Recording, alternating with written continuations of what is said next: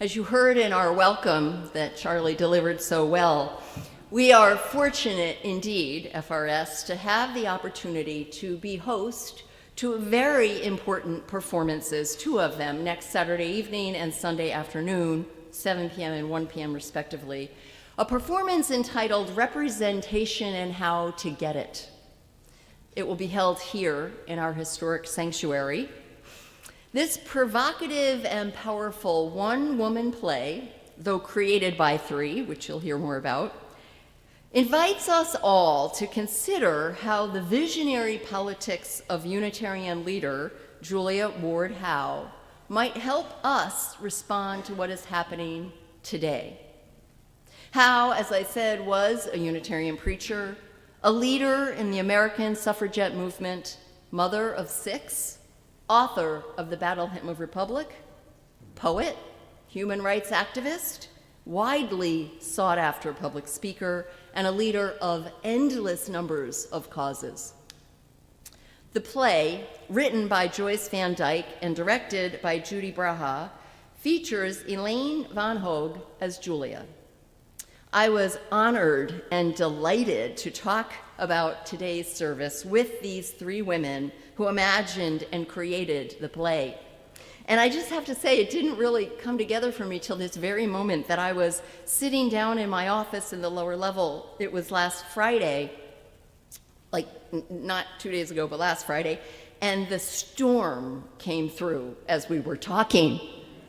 Ooh. We lost power, all kinds of stuff happened. What? Who knows why that? Did that connect? But these women, it was beautiful and so inspirational. First of all, generous that they offered their time to talk with me. And they shared how this was a true collaboration. It isn't one of them, but all of them. So like women. They shared the story of how the play came together and the years of dedicated collaboration it took, how COVID interrupted it, and you can fill in all of the blanks. And they say, and I quote, that Julia Ward Howe prophesized our nation's crisis today when she said that one day we would lose our democracy if this country remains in America for some of us and not in America for all of us. The question then and now is, what are we going to do about it? And I have found myself wondering, as I learned she was very close friends and colleagues with Reverend Thomas Wentworth Higginson, minister of this congregation for 2 years, did she ever stand up here? She very well may have. She spoke everywhere. Very sought after. Maybe she's the reason he was asked to leave. But they don't write that down. I look very forward to participating in a talkback after Sunday afternoon's performance, moderated by the director, Judy Braha, about leadership, community action, and the personal journeys of women in activism. I'll be joined by Heather Shan, Newburyport City Council President, Afraz Khan, Newburyport City Councilor at Large, and Sunny Douglas, City of Newburyport DEI. And we look forward to having that conversation together. The play's heroine and its message and the way it came to be that will be here all reflect our annual ministry theme of interconnectedness. Julia Ward Howe was a true Renaissance woman. She was involved in an interconnected web of issues, intellectualism, culture, religion, family, and play. We joked when we were speaking last Friday that there could be at least 6 plays written about this person, and that every one of them would have a completely different view on who she was. Again, she was mother, fighter for women's rights, preacher. She was a political activist, an intellectual, amazing intellectual, a forward thinking about the role of women in government and religion, all of those things and more. or interconnected to who she was. And learning about her today, taking 15 minutes of your life and this day to pause and listen and learn and think about her matters, because she is a Unitarian leader. She is a forebearer of our faith who lived in challenging times and whose actions and words can teach us about how to make change, how to put our values into action, while we also maintain fun and joy and love in our lives. So too, the arts integrate entertainment, inspiration, and appreciation for beauty while still speaking out about social issues. The fact that this play came to be here and the invitation to host the play came from Theater in the Open, a good friend of ours and very interconnected with us in many levels and ways, nearing the eve of our 300th anniversary, and that Julia Ward Howe was close friends with Thomas Wentworth Higginson, which wasn't known when we were asked this. All interconnected. Last week, we heard 6 degrees of separation at most. Everything is interconnected. Everything. We just need to pause, look, and listen for those connections. So who was Julia Ward Howe? Julia was born in 1819 to a wealthy, very wealthy family in New York City. Her father, Samuel Ward III, was a Wall Street stockbroker and a banker. Her mother, Julia Rush Cutler Ward, was a poet and died during childbirth when Julia was only 5 years old. Julia led, and the reason I share that, a very privileged life. Perhaps we don't live that level of privilege, but I have to say, let us think of these similarities. She lived a very privileged life. And in her opinion, that only gave her more reason to give back to society. She married Samuel Gridley Howe, a man 18 years her senior, when she was 23 years old. They moved to Boston and had 6 children. And let's be honest, Samuel was a controlling, if not abusive, man.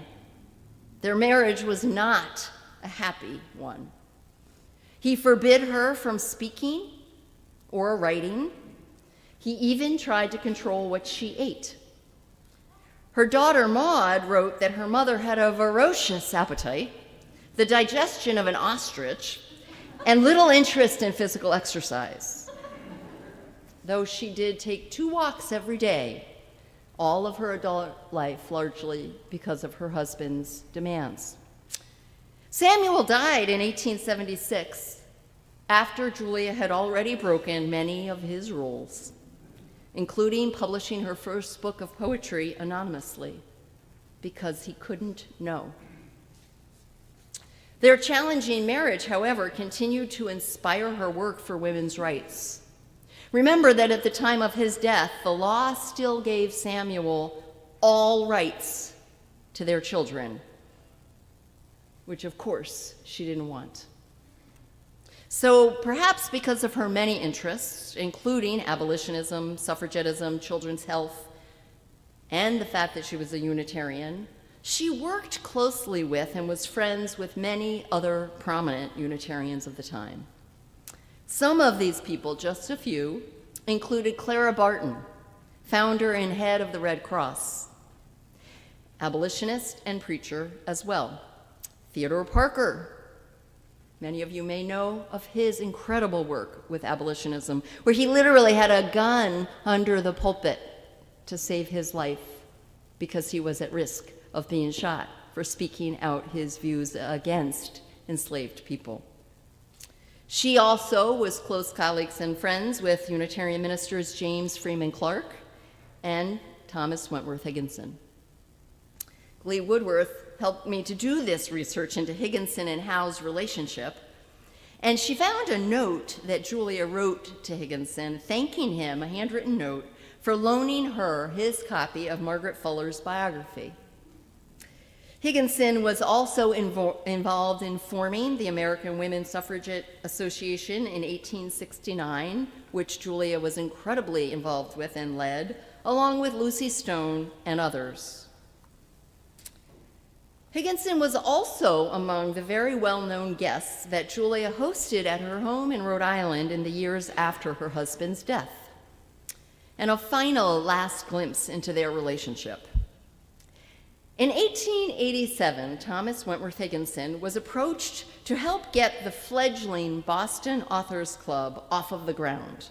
This is something that happened in cities around our country very successfully, but for some reason wasn't really taking off in Boston. So people went to Higginson and said, "You can make this happen." The group was having trouble attracting members, and they didn't know why. So Higgin began to ask his contemporaries if they were interested in joining. And what he learned quickly is that the men were at odds about whether to include women in this membership. Ultimately, Higginson walked away from it, and the group did not take off. But the story doesn't end there. 2 years later, in 1889, the Boston Authors Club was formed with co-ed membership led by none other than Julia Ward Howe, of course, and it still exists today. As Joyce Van Dyke said to me in our conversation about the play, if you had an organization, you wanted Julia to be president because she knew how to do it.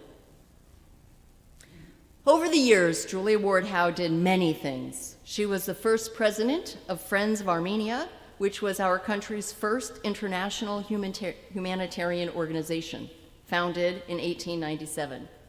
She led an organization to support female ministers. She led the crusade to establish Mother's Day, an anti-war rallying cry. Heather Cox Richardson, by the way, in her recent column wrote, and I'll quote her, "Mother's Day was not designed to encourage people to be nice to their mothers. It was part of a woman's effort to gain power, to change society." Howe worked across the aisles, to use a more contemporary term. She was often asked to speak about an issue of concern by people who were working vehemently against her work for the women's right to vote.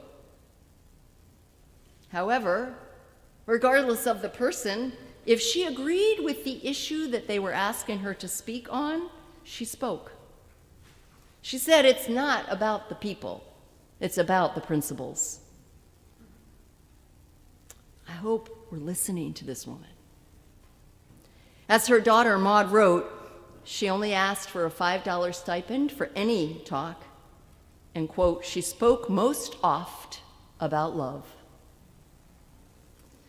Julia's renowned poem turned song, the Battle Hymn of the Republic, written in 1861, came to her almost as a dream. She awoke out of sleep, scribbling down the words, and dictated, she said they were like being dictated from someplace on high. Some of the last lines in that song, "Mine eyes have seen the glory of the coming of the Lord," were the last words that Martin Luther King spoke before he was assassinated. Julia Ward Howe was without question an intellectual, the height of which was rivaled by few. She had spent hours every day of her life on her brain exercises, including reading the most challenging of writing. She spoke French, Italian, and Latin since a young age and learned Greek at age 50. Her favorite philosopher was Kant, and her motto was, "Ask for a strong mind." As I was reading all of this in her daughter's writing and feeling rather discouraged, her daughter went on and said, however, it wasn't her exquisite intellect that was the source of her boundless energy and bright light. It was her spiritual life. I'll quote her, "What was it that fed the inner flame of her life so that it shone through her face as fire shines through an alabaster vase? She tapped the great life current that flows round the world. To those who know the trick, 'tis the simple, most natural thing in the world to do. The first thing Julia did every day before speaking Greek, learning philosophers, reading, writing, and speaking was pray. The last thing she did every day before closing her eyes was offer gratitude. And she took a cold bath every day of her life. Also true. She died in 1910 at the age of 91. Her final public speaking engagement was on May 23rd at the State House in Boston, 4 days before her 91st birthday and just a few months before she died. The topic of that speech, which was brilliant to read, was the topic for the need for pure milk for infants. Sanitation practices were inconsistent at best in those days. She was also working on a book at the time of her death that was addressing the definition of her understanding of a true religion. Oh, how I wish we could read that. It was never completed. So why, again, is this so relevant now? Julia herself said it best. In one of her speeches, she said to the audience this question, this was her then, in her words, what will people say about us 100 years from now, we who have the power to help, if we do nothing in this moment? Her daughter Maud asked her mother for a statement of the ideal aim of life.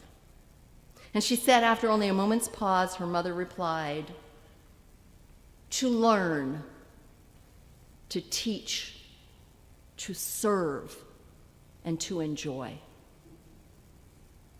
So when we sing our closing hymn this morning, let us remember it was written by a remarkable woman who had strong opinions about the state of our country. And I ask us, are we hearing what women have to say today? Amen.